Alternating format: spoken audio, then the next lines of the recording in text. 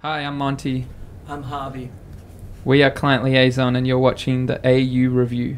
Thank you for joining us. We were just saying you're running around the country at the moment. Yeah, it's been fun. Let us in on how it's all been going. We've been supporting Miami Horror in a few cities, which has been fun to get out there to new places. First stop was Brisbane. We'd never been to Brisbane before. High on the agenda was stopping in at Sizzler. Saw those photos. Family restaurant chain, which there isn't a Sizzler in Victoria.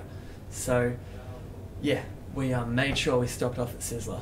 It was our one meal for the day. It was pretty special, yeah. You wouldn't need another meal after Sizzler. No, right? no. If you do it right. Yeah, we did it right. We got in right, yeah. And, you know, the decor hadn't changed since I went as a kid on a Queensland family holiday.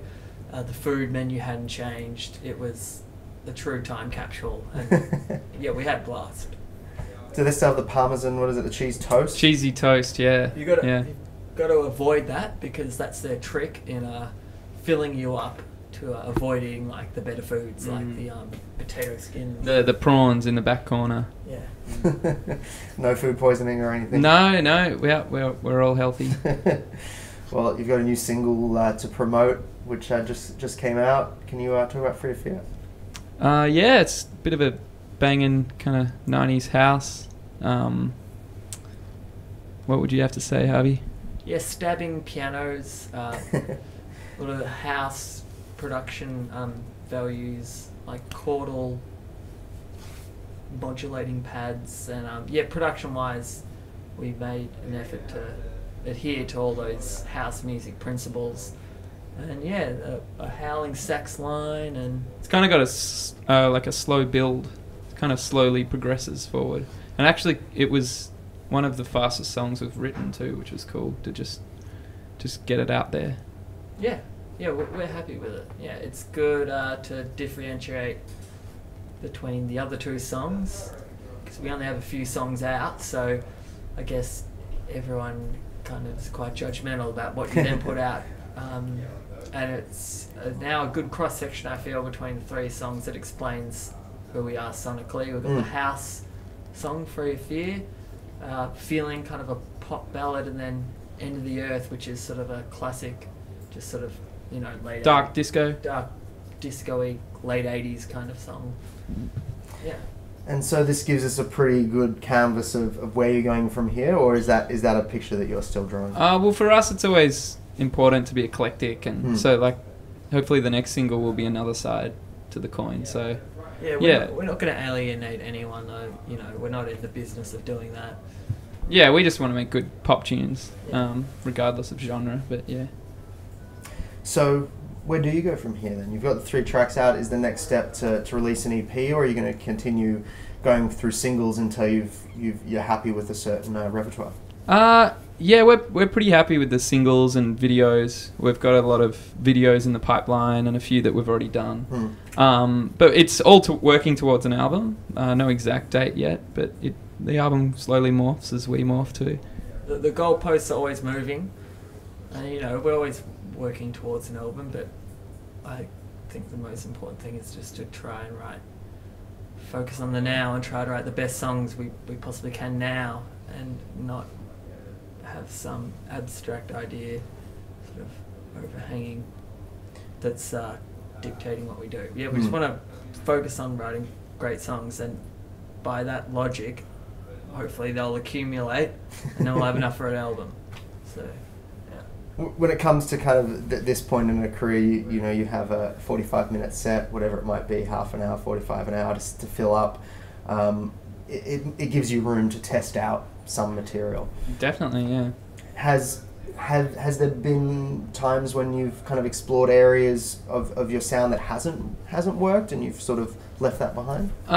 It's more so that the new songs just overtake the old ones. So, I mean, that happens when you make music. You're always into the new stuff. But also I feel like we're developing and improving our sound. So, yeah, it's great to test out live. I mean, I would say it's more about the context of how songs sit next to each other and what's the tempo and that kind of thing. The only time songs have really sunk or stunk was when we had them arranged against each other incorrectly.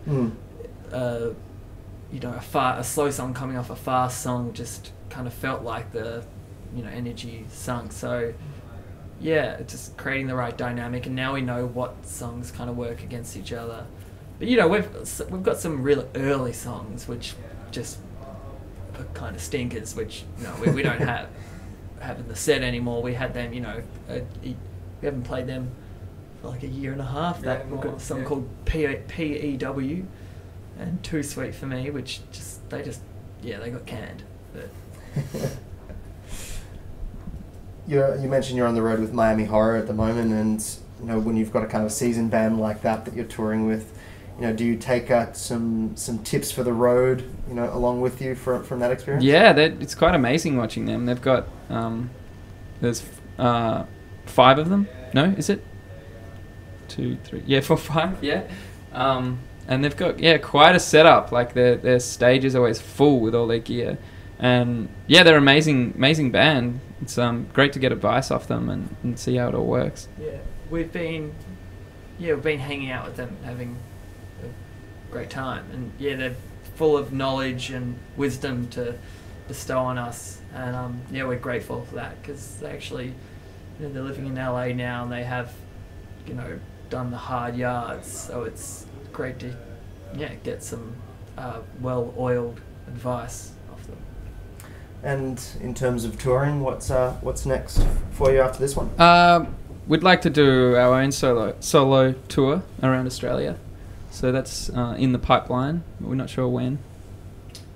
Yeah, hopefully a couple of regional shows as well. And I want to play Canberra. Canberra won't be calling tonight. It's an upcoming song. Canberra won't be calling tonight. Yeah. And Laneway Festival. That's just behind you. Yeah, that was great. We were one of the first acts in Melbourne, but it was still pretty fun. It was full. Like, you know, we won the Triple J on Earth competition to play that, so we were on very early. But there was still lots of people by any standard watching, so that was good. And we got to meet Danielle from Heim. That was a highlight. Otherwise, it was really fun. That's a great festival, Laneway. So it was a privilege to play.